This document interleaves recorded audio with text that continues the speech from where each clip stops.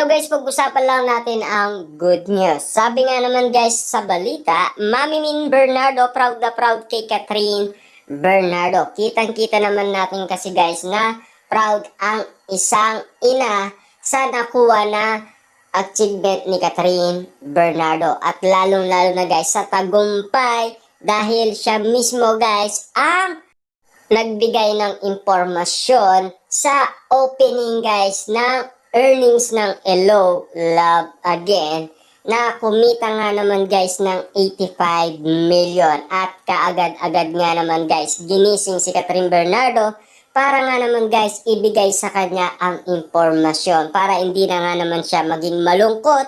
At siyempre kitang-kita naman kasi guys ni Mami Min Bernardo ang pagod at hirap ng isang Catherine Bernardo na matagumpay na nakakuha ng award. Siyempre, kitang-kita naman natin guys na proud ang isang Mami Min Bernardo. Sa lahat man guys ng pinagdaanan ni Catherine Bernardo, sa lahat ng pagsubok, alam naman natin guys sa dahil sa iwalayan ay talagang nagkaroon ng kapagsubukan kay Catherine Bernardo. At least kahit na dumating man guys ang pagsubok ay nanatili guys matapang si Catherine Bernardo na amunin ang kanyang mga nakaraan. At least nagtagumpay siya guys, nilabanan niya lahat ng dapat niyang ilaban.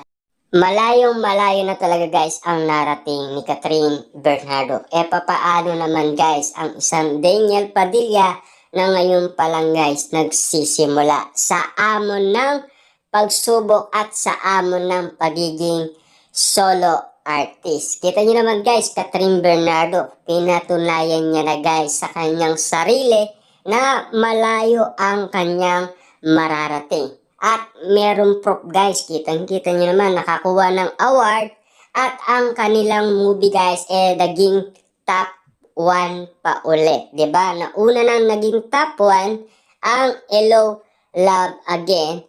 Pero, kitang-kita naman natin guys, kahit pinabagsak ang Hello Love Goodbye, kitang-kita naman natin na matagumpay sa larangan ng showbiz sina Catherine Bernardo at Alden Richard. Diba? Siyempre guys, pag-uusapan na naman yan sina Daniel Padilla at Catherine Bernardo sa layo ng kanilang nararating ngayon. Kitang-kita naman natin kasi guys, si Catherine malayo na talaga guys dahil sa sobrang dami ng kanyang mga endorsement at sa mga nagtitiwala sa kanya. Diba? At siyempre guys, no, kala na nga natin guys, hindi nga naman nila maabot yan. Pero, nang dahil sa mga dasal ninyo guys at tulong, naabot ni na Catherine Bernardo at Alden Richard ang tagumpay at pagiging top 1 ang kanilang movie. Kitang-kita naman natin guys, nagawa natin tulungan sina Alden Richard at Catherine Bernardo. Diba? At siyempre, sa tulong din guys ng mga Cat Den fans, hindi mawawala yun guys. Diba? At siyempre, at hindi rin mawawala guys ang tulong ng isang Mami Min Bernardo na proud sa kanyang anak. At siyempre guys, hindi lang naman siya. Pag uwi niya guys ay ipapakita niya yan guys sa kanyang ama. Na animo guys magiging proud din yun at ang kanyang mga kapatid at ang kanyang mga pamangkin. Diba? Siyempre guys, napakasaya. At siyempre, iintayin natin guys kung anong masasabi ni Alden Richard kay Catherine Bernardo. Kung siya ba ay proud na proud sa narating ni Catherine Bernardo na alam naman natin kasi guys, siya ay nanliligaw umano kay Catherine Bernardo at solid na solid daw ayon kay Ogie Diaz. Ayon daw guys sa kampo ni Catherine Bernardo. Ano kaya guys ang magiging say niya kung ang kanyang nililigawan ay malayo na ang kanyang nararating. Diba? Kitang-kita naman natin guys talaga ang paghihirap nila sa shooting at meron pa nga guys kasaling hamon at pagsubok na inakala nila guys ay hindi magtatagumpay ang gagawin nilang movie. pero mali pala sila. 'Di ba? Dahil kitang-kita naman natin guys na talagang naging patok na patok sa takilya at nagustuhan ng mga Pilipinong nasa Pilipinas maging sa ibang bansa, lalong-lalo na guys sa US dahil naging top 10 pa at nakakuha pa ng award si Catherine Bernardo. Siyempre guys, natutuwa sa galak at saya si Mami Min Bernardo para kay Catherine Bernardo.